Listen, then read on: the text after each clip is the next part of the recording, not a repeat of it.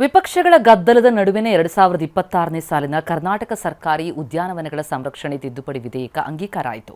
1975ರ ಮೂಲ ಕಾಯ್ದೆಗೆ ತರಲಾದಂತಹ ತಿದ್ದುಪಡಿ ಸಾರ್ವಜನಿಕ ಮತ್ತು ಸರ್ಕಾರಿ ಉದ್ಯಾನವನಗಳ ಭೂಮಿಯ ಬಳಕೆಗೆ ಸಂಬಂಧಪಟ್ಟಂತೆ ಪ್ರಮುಖ ಬದಲಾವಣೆಗಳನ್ನು ತಂದಿದೆ. ಯಾವುದೇ ಸಾರ್ವಜನಿಕ ಉದ್ಯಾನವನದ 5% ಭೂಮಿಯನ್ನು ಮಾರಾಟ, ಲೀಸ್, ಕೊಡುಗೆ, ವಿನಿಮಯ ಅಥವಾ ಅಡಮಾನದ ಮೂಲಕ ಪರಭಾರೆ ಮಾಡೋದಕ್ಕೆ ರಾಜ್ಯ ಸರ್ಕಾರಕ್ಕೆ ಈ ಕಾಯ್ದೆ ಅನುಮತಿ ಕೊಡುತ್ತೆ. ಈ ಕಾಯ್ದೆ ಬೆಂಗಳೂರಿನ ಸುರಂಗ ರಸ್ತೆ ಯೋಜನೆಗೂ ಕೂಡ ಪೂರಕ ಅಂತ ಹೇಳಲಾಗ್ತಾ ಇದೆ. ಆದರೆ ಉದ್ಯಮಿ ಅದಾನಿ ಅವರಿಗಾಗಿಯೇ ವಿಧೇಯಕ ತರಲಾಗಿದೆ ಅಂತ ಪ್ರತಿಪಕ್ಷಗಳು ಆರೋಪಿಸಿವೆ. ಈ ಜಾಗವನ್ನು ರಿಯಲ್ ಎಸ್ಟೇಟ್ ಉದ್ದೇಶಗಳಿಗಾಗಿ ದಾರಿ ಎರೆಯುವುದಕ್ಕೆ ಸಿಎಂ ಡಿಕೆಶಿ ಅದಾನಿ ಅವರೊಂದಿಗೆ ಶಾಮೀಲಾಗಿದ್ದಾರೆ ಅಂತ ಅಶೋಕ್ ಆರೋಪಿಸಿದ್ದಾರೆ.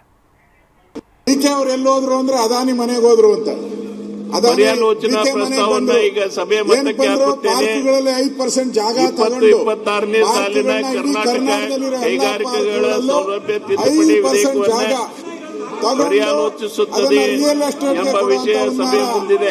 ಅದಾನಿ ಜೊತೆ ಪ್ರಸ್ತಾವದ ಪರವಾಗಿರುವವರು ಹೌದು ಎಂದು ಸೂಚಿಸಬೇಕು. ಶಾಮೀಲಾಗಿದ್ದಾರೆ. ಈ ಟನಲ್ ರೋಡ್ ಪ್ರಸ್ತಾವ ಪರವಾಗಿರುವವರು ಹೌದು ಎಂದು ಸೂಚಿಸಬೇಕು. ಪ್ರಸ್ತಾವ ವಿರೋಧವಾಗಿರುವವರು ಇಲ್ಲ ಎಂದು ಸೂಚಿಸಬೇಕು.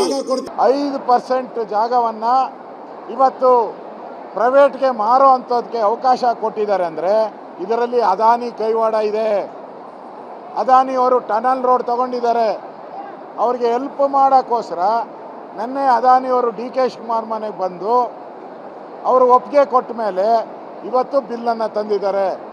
ಅಂದರೆ ಬೆಂಗಳೂರಿನ Lalbagh Govinda Govinda, Sankey tank Govinda Govinda, Cubbon park Govinda Govinda.